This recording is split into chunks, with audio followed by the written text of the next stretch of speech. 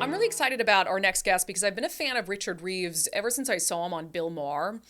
He wrote a book called Of Boys and Men, Why the Modern Male is Struggling, Why It Matters, and What to Do About It. He's a senior fellow at the Brookings Institution. And actually, for the last few days, Richard has been in Washington State meeting with lawmakers in Olympia. Because right now, under consideration in Olympia is a bipartisan bill, House Bill 1270, that would establish a commission for boys and men in Washington State. It would make us the first state to do so. And the idea is really there are some societal issues facing particularly males. You know, there's so much attention put on helping girls and helping women. And in a lot of areas, males have fallen behind. And, you know, it's not exactly a conversation that some people are willing to have to say, oh, well, men, you know, they're not discriminated against. But it's a really important conversation that's happening that I want you to know about. And I want you, if you're interested at the end of this interview, to advocate on behalf of House Bill 1270 to make sure that it gets a hearing this year and to really make Washington State the first state in the union to do something significant to help some of these particularly teen boys who are really struggling in society. So here's my conversation with Richard Reeves. Richard, thank you for being here. Great to be here. Thanks for having me. The insinuation that there is some sort of inequality we need to help males overcome, I imagine that doesn't go over well with some people. Right. With some people, there's a knee-jerk reaction against like the very idea that there could be some inequalities that actually disfavor men and boys. I think we're so used to thinking about gender inequality as really just a synonym for the ways in which girls and women are behind. And to be fair, that has been mostly true for a long time. That I think there's just a kind of knee jerk, which is a kind of really reaction to it. So people do have that kind of visceral response, even to the topic sometimes. You know. So how is it a topic that you got interested in? Well, I have 3 sons, and all scholarship is at least partly autobiographical. It's just a question of whether you admit it or not. And so raising 3 boys, partly in the UK, where I'm originally from, and in the US, has been part of the story. And just seeing how different it is for them in many ways, figuring out how to be in the world, particularly as a young man. Even in the space of a generation, it's really changed. And there's a lot of confusion, a lot of disequilibrium, I think, around some of these issues for boys and men. So that was something that was like something I was talking about at home. But then in my day job at the Brookings Institution, I work on issues around employment, education, inequality, and I just kept stumbling across data points in many areas, including in things like college and school, where it was really pretty clear that there was a stark gender inequality that went the other way to the way that people typically think about it, and that was a really neglected discussion in public policy.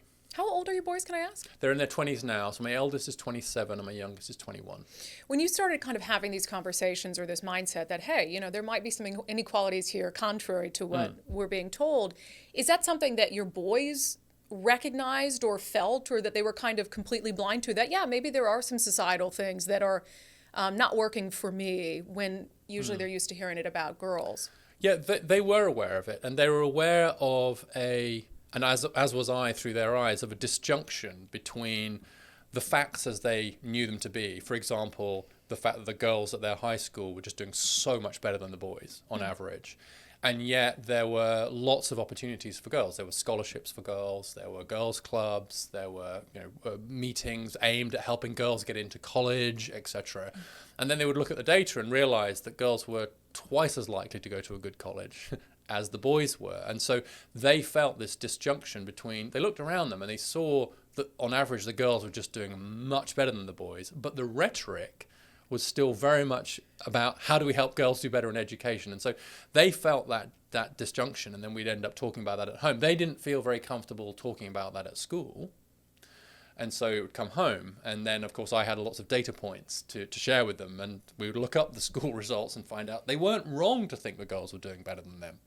And I tried to explain to them there used to be a world where girls weren't doing better in the education system, right? And I was like, really? What was that like? It was like, back in the land of dinosaurs, men were more likely to go to college than women. And they're like, really? You know, for them, it's sort of baked in that girls are going to do better at school. That's all they've ever known. And your argument is not that there aren't certain things that girls and women have a harder time with. No. It's not one or the other. No, that's part of the problem with political debate, isn't it? Is Yeah. that zero sum. Do you think A or B? And you're not allowed to think both. And actually, my wife is trying to raise money right now as a startup business. And so I know for a fact that female founders only get 3% of venture capital money. That's a fact that I'm reminded of on a daily basis. And I know that there are many areas where we still have to do more for women. I'd like to see more women in political life, for example, particularly in the US. And in some STEM areas, there's still real problems with women in tech, etc. Right? So we can talk about those at great length, and there are many organizations whose job it is to keep drawing our attention to the ways in which women and girls are still at a disadvantage. But it's quite clear now that there are very, very many areas where the opposite is the case, and we're not paying much attention to those. Is the conversation that you're trying to start on this, is this something kind of brand new to the arena? Is there anyone else having these conversations or trying to push for these conversations? I think there's lots of grassroots efforts, including, in Washington State, of course, where there's an active discussion about creating a commission on boys and men, which I hope we'll get to talk about. And what I've discovered is that there's a conversation going on within certain communities. So if you talk to school teachers, principals, they're really struggling with how their boys can do better. If you talk to people in care facilities or like juvenile detention facilities or foster care, they're all acutely aware that there are some really stark gender inequalities affecting boys and men. But it's very diffuse, it's very spread out. What there aren't institutions or organizations or very many organized voices that bring all of those together and say, okay, what does a kind of more pro-male agenda look like in those areas? There isn't an institutional architecture for that in the same way that there is for women and girls. What impact do you think a pro-male agenda could have on our country, could have on maybe issues that we're having in the United States, societal issues? Well, I'd hope that just at a straightforward public policy level, it could improve our systems. So the education system could be doing a much better job in terms of our boys. So more vocational training, more technical high schools, more apprenticeships, more male teachers, more opportunities for extracurricular activities that suit boys, a different style of learning so that it's more appropriate for boys as well as girls. So that would be a straightforward thing. Like when we have a bigger gender gap on our college campuses today than we did in 1972 when we passed Title IX, just the other way round, you've got to wonder whether the education system is still serving boys. When 2/3 of the people with the highest GPAs out of high schools are girls, you have to wonder. But there's something deeper going on here too, I think, which is that if boys and men feel as if they are having real problems, and they are in mental health, education, etc., and that those problems are not being given due attention, then I think that they can start to feel some real grievance. They can start to feel that they are being ignored and neglected. And then I think that causes all kinds of problems, because they'll then look for other people who are speaking to them and who are recognizing their problems are there. And if mainstream institutions are not doing that, then I think that can create some really difficult situations. I think it creates a vacuum in our society that then other people will fill. Somebody like Andrew Tate, the internet influencer, for example, is going to fill those sorts of spaces. And if we don't want him to be scripting what it means to be a man for our boys, well, we need to do a better job of it ourselves. Well, and I think of more nefarious role models like gang members. I mean, we've had several instances in the last week in our state where it's young boys shooting, killing young boys. I mean, there was an incident not too far from here with, I think it was two 13-year-olds or a 13-year-old and two 15-year-olds stole a car at gunpoint, led police on a high-speed chase. And what I hear from legislators in Olympia is, gun restrictions and other ways to try to deal with this issue when the people committing these crimes are getting younger and younger, and they are obviously male. So when we talk about what's at stake here, how we could benefit from having a commission like the one we'll discuss in Washington State, how would you sell that for people? What's at stake in order for us? What's at stake when we look at should we do this or not? Well, it's something like matters of life and death, as you've just described. And there's obviously the problems of crime that you'll see. And it's very clear that particularly adolescent boys and young men, if they don't have positive male role models, they are more likely to engage in antisocial activities. That's true. But on the other side of it, there's also the incredibly high rates of suicide that we see. And so there's the men who die at their own hands. And we know that suicide rates are 4 times higher among men than they are women. They account for almost 80% of the suicide deaths in Washington state, and they've risen by 25% in the last decade or so. And when you looked at the research as to what's driving those suicide rates, the 2 words that men use to describe themselves before they commit or attempt suicide most often are useless and worthless. And so I think what we're seeing here in some of the things like in suicide, in crime, etc., we're really seeing symptoms, very important symptoms to be clear, but symptoms of a deeper set of issues, which are our failure to properly engage with some of the sense of dislocation and difficulty that many of our boys and young men are having. And so we've really got to get to some of the root causes, I think, which are about like, how can we send a much more positive message? How can we equip our boys and men to flourish? Because we want our boys and men to flourish just as we want our women and girls to flourish. And back to where we were a moment ago, it's not a zero-sum game. But absent that, I fear that what we see, we end up trying to deal with symptoms. I can't remember who it was that said, it might have been Martin Luther King, but you'll correct me, that maybe it was Oliver Wendell Holmes. I'll keep guessing and then you'll tell me who it was. Who said that it's much easier to build fences at the top of cliffs than send ambulances to the bottom? Your guess is as good as mine, but I like it. That's basically what we're doing. We're always like, we're picking up the pieces in many of these areas, and instead we need to think it's how do we allow our boys to become so fractured in the first place. So talk about what brings you to Washington State. You've been here for a couple of days now.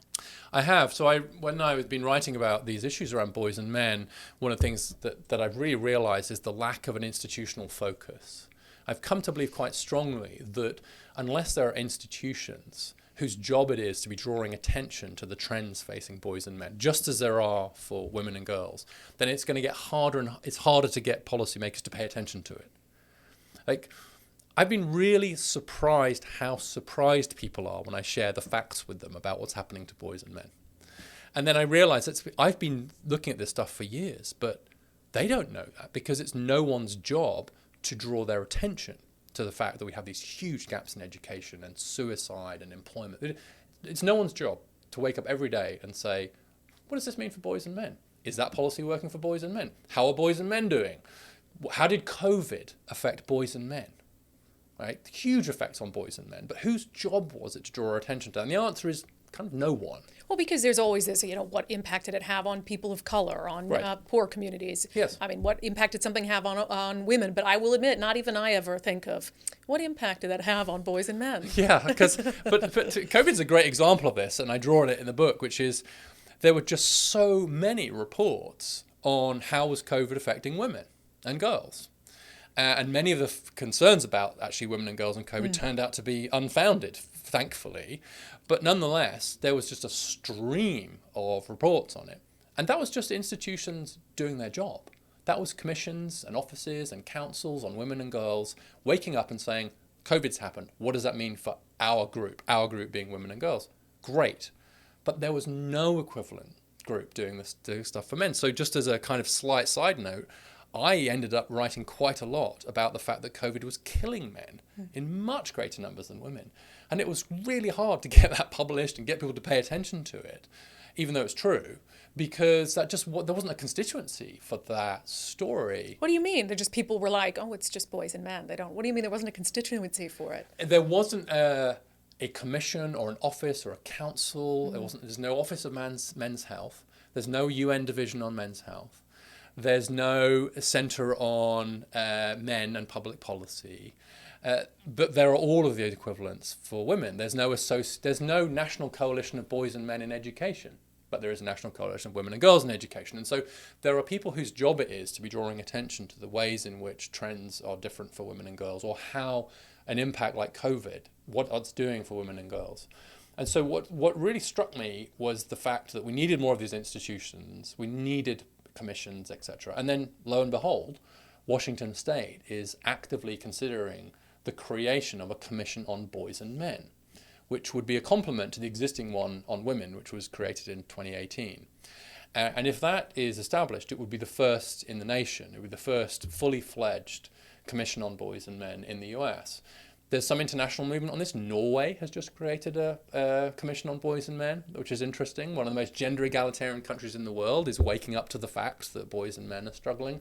And so I've been meeting with various stakeholders in the area to see what's going on and to see if I can bring any research to bear on that. But it's an exciting moment, I think, that you can have this bipartisan effort to actually take seriously the fact that boys and men might need some attention too. Yeah, it's for people who are not familiar, it's House Bill 1270. What I thought was interesting is not only is there bipartisan support for it, it's a really diverse group that's supporting it. You had a couple meetings in Olympia this past week. What was the attendance like in terms of Democrats, Republicans, men, women? A good mix. Again, I was able to meet with a good representative sample of both men and women and Democrats and Republicans. It is striking that both the sponsor and the lead co-sponsor are both women. Yeah.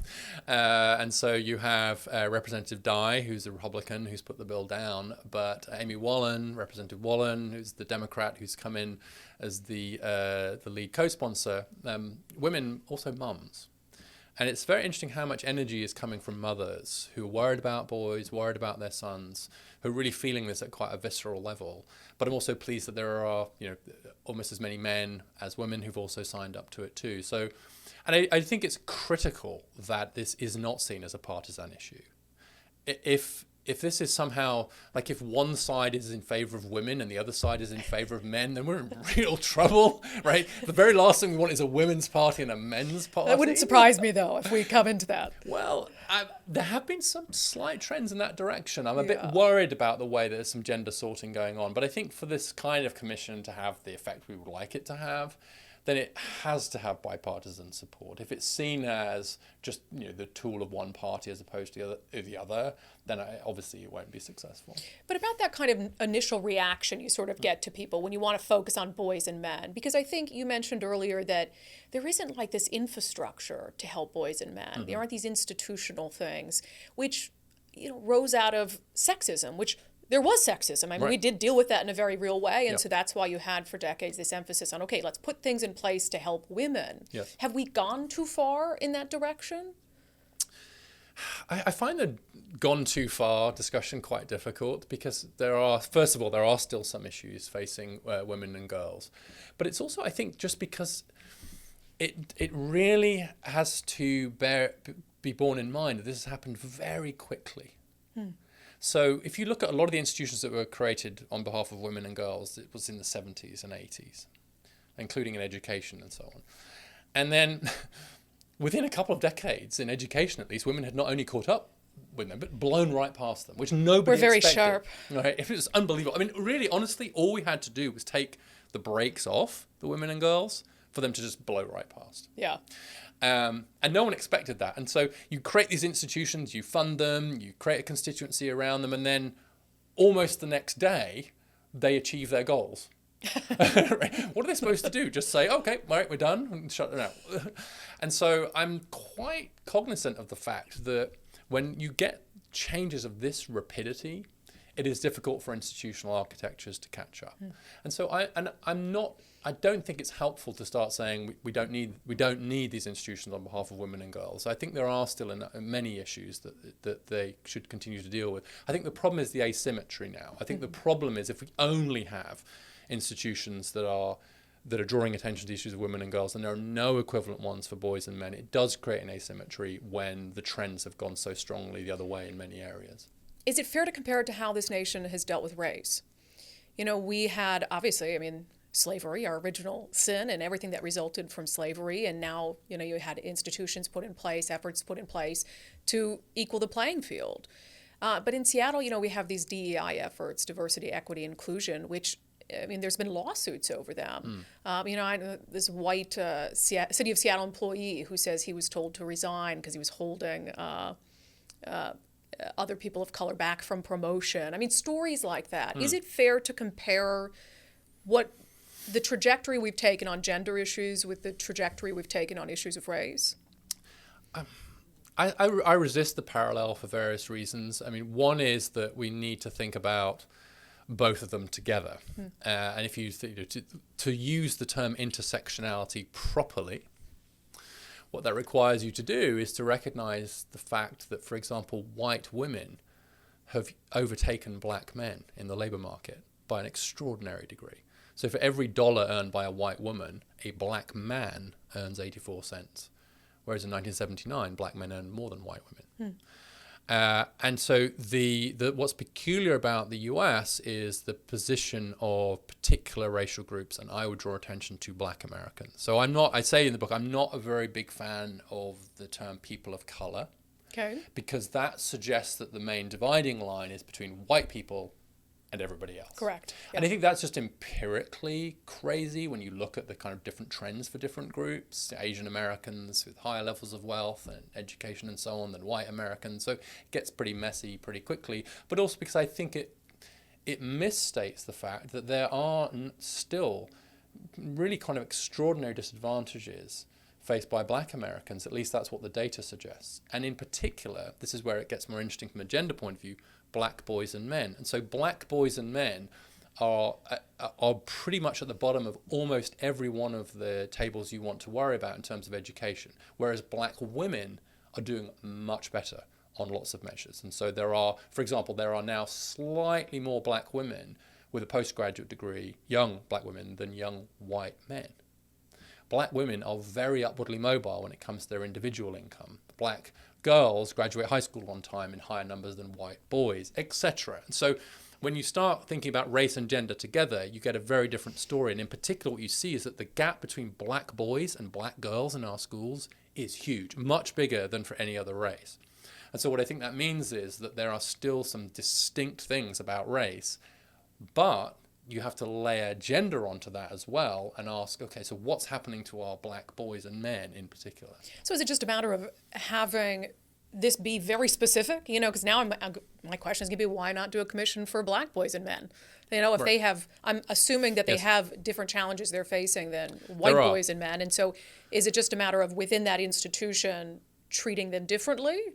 Well, what I think we do is through any of these lenses, like a gender lens on women. Let's say you're looking at the gender pay gap, right? Let's say you're worried about the gender pay gap.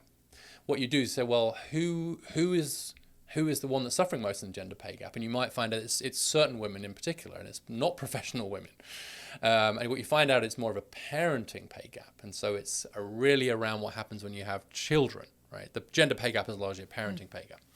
And so the data should lead you to look at particular subgroups. And there are lots of initiatives that are focused on black boys and men, and I support those. But there are other issues where the story gets more complicated. So, for example, when it comes to suicide, it's white men who are at the highest risk of suicide by some margin. And so it depends on the issue at hand. And that becomes an empirical question. You should just go to the data and you say, okay, so we have this big, massive gender gap in suicide. We're worried about that. We should be worried about that. So then the next question is, okay, who are the men we should be most worried about? And in that case, it turns out to be white men, particularly middle-aged, working-class white men. So, okay, what's happening with middle-aged, white, working-class men that's leading them to take their own lives? And so you're driven by the data to then look at kind of particular subgroups. And so I think that's why having a particular lens of boys and men might lead you to be concerned about different groups of boys and men depending on the issue at hand. There's a part of me that thinks that all sounds very complicated, and why not just strip all these identity-focused efforts and just let everybody fend for themselves? Yeah, well, that is an argument that I think it has a lot of merit intellectually. And maybe we will get to that point. Maybe we'll get to a point where we can just say, look, why do we have all these commissions on different groups? Why do we need to sort of have a women's commission, an LGBTQ commission, a race equity commission, a boys and men commission, etc.? Why don't we just get rid of all of them and then just say, let's have a good school system? Right, that's what I'm saying, right, yes. Right. And that has a certain attractive ring to it, for sure. And maybe we will get to that at some point. But as things stand, if there are certain groups who are struggling in particular ways or suffering in particular ways in different domains, I think it still makes sense to have some people whose job it is to say, okay, well, what does this mean for this group here? The danger, of course, is that it just becomes a bit of a war of all against all. But I think if we're also being realistic about this, there there is a women's commission in almost every US state right now. Yeah.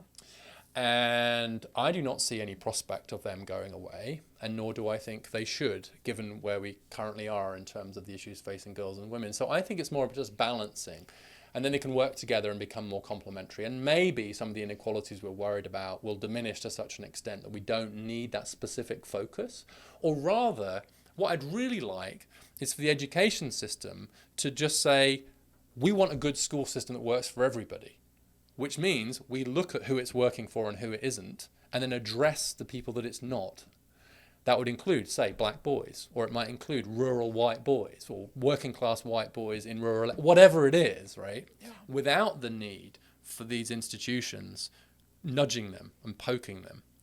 But as things stand, I'm not confident that that would happen. And so I think actually having some vested interests in, just poking to just say, don't forget about this group, don't forget about this group, is kind of where we are right now. Yeah, and I like the idea of parity in this instance, because you're right. You have it on for women and girls, and I think there are so many societal issues, and we'll touch on them in a second, that are focusing on boys and men. I think my fear is when we get into there's the commission for bisexual white men with one blue eye and one green eye and red hair, Yeah, it just goes all the way down potentially. Yeah, but you're right. But I think that there is sufficient evidence for pretty big gender inequalities in both directions that I think it still makes sense to that is half the population in each case, and so I think there's something to be said for looking at both, and maybe we'll get to a point where we don't need that for either, but we're a long way from that right now. So you said sometimes when you tell people about the numbers, about the data, they're very surprised by it. And I will say, in reading House Bill 1270, there's some data in here I was really surprised by. It talks about, homelessness is a huge issue in our state. And it said in 2022 in Washington, 63% of individuals experiencing homelessness were male. Of the people experiencing unsheltered homelessness, 70% were male. It also said males had higher rates of substance abuse, another issue that has become a crisis in Washington state. What do you attribute that to? Yeah, I think it's 70% of opioid deaths are male. Certainly that's the national number. I don't know what the state figure is. I think the homelessness number might even be a little bit higher nationally. And I think actually what's happened is that the welfare system, if I can use that term very broadly, has evolved in such a way as to really be focused on support for women with children. And in many cases does a pretty good job. I mean, many people on the left would argue it's not doing a good enough job, and I think we could do a better job. But what it doesn't do a very good job of is kind of taking care of men, particularly if they're not the primary carers of children, and that's true in our health system, in our housing system, etc. And so it's easier to fall through the cracks of those various systems if you're a man. And so I think what you see there is the fact that we have a kind of a safety net, if you like, that is kind of focused more on protecting women with children. And I'm not actually passing judgment on whether it's a good or a bad thing. You have to make some decisions about who to focus on. I think focusing on children is right, but it does mean that you end up sometimes missing some of the men. And then there's a kind of vicious circle at work, because if men aren't in their kids' lives, or they don't feel like they're kind of needed by their family, then that reduces incentives around employment. If they're not in employment, then they're obviously going to be at high risk of being poor. If they're poor, they may be unhoused and so on. So there's a vicious cycle. Yeah, and you brought up something I think is important there, and we always have this conversation, particularly when we talk about young men involved in crime, about what's happening at the household. I mean, you can start a commission for boys and men, the government can do outreach or whatever it is, but how do you account for the dynamics at home that might be negatively influencing the life of a young man? Well, I think you have to be aware of the impact that it might be having. Mm-hmm. So first of all, let's start with the evidence. And the evidence is that fathers really matter, especially to boys. And there's no doubt about that anymore. And so to the extent that we want our boys to do better, it's true of girls too, but especially true for boys, then we want engaged, responsible fatherhood. Next question. Is public policy or society more generally supporting responsible, engaged fatherhood? If not, what can we do about it? And so it's interesting that just today, as we're recording this, we've seen the announcement that the US military has increased the amount of paid leave for fathers from 3 weeks to 3 months. That's pretty good if you're in the military. But what about civilians? And what's interesting about that is the kind of recognition that dads really matter, right? And so we've recognized our military dads really matter, but that's true of our civilian dads as well. And very often the legal system, particularly for unmarried fathers, can be quite difficult for them to navigate, especially around the child support system as well. And so particularly unmarried fathers can actually get tangled up in some quite difficult bureaucracies. Now, I don't think we've updated our systems sufficiently to help fathers in particular. If we start with the presumption that dads matter, then if we had a commission whose job it was to be looking through the lens of boys and men, I think it would, and in fact fatherhood is one of the issues that the commission is being tasked with addressing, then I think we'd look harder at the ways in which our policies were either inadvertently or advertently disadvantaging dads, which they clearly are right now. I know it's still up in the air as to whether this House bill is going to be a priority this legislative session for the majority party. If Washington is able to do this, if they move forward with something that no other state has done, do you think it'll be a domino? I do. I know of other states who are looking at Washington State and considering bills of their own to create a Boys and Men Commission along similar lines. The mood on this issue has definitely shifted in the last, I would say, 2 or 3 years. There's an appetite now across the political spectrum to just take more seriously the issues faced by boys and men. They're not going away. They are clearly affecting family life. They're hurting women as well as men. And I really think the penny's dropping now. And so what would have been seen, I think, in some ways seems like a crazy idea, like an extreme idea, from right wing, men's rights activist idea, is now being really seriously discussed by people of all political stripes. And so I think that if Washington State goes, others will follow. But I also just think that the tide has turned anyway, and so other states I think are quite likely to move in this direction. But in some ways, this is a great place because obviously pretty mixed politically, but leans a bit Dem at the moment. And so I think it would be a really good signal to other states to say that this is not a partisan issue. This is not a conservative issue. It's not a Republican issue. It's an us issue. It's a family issue. It's a community issue. And so I think it would be great if there was to be progress here, because I think that would create a different kind of conversation. I think what I'm trying to do in my work, but I think that this commission could do too, is just create a space in which we can have a straightforward conversation like this about these problems and what can we do about them, and take it away from some of the heat of the culture war where you've got to choose sides. And by being in favor of boys and men, you've said you're not in favor of women and girls, as if somehow if you're a parent of a son and a daughter, you have to choose which one to love. Yeah. It's this almost effort to decide, well, who's more problematized? Who do we have to focus on more? When it's like there's a lot of people having different issues. Who's the bigger victim? Right. Who's the bigger victim? Richard Reeves, you are so damn smart. And I love this conversation because it's just not one you hear about very often, I think, because a lot of people are scared to just have it in an honest way. How can people follow your work and give us a final pitch for your book? Yeah, so they can follow me at the Brookings Institution, where I'm proud to say we now have a Boys and Men project looking at these issues. And I have a Substack called Of Boys and Men, which is also the title of my book.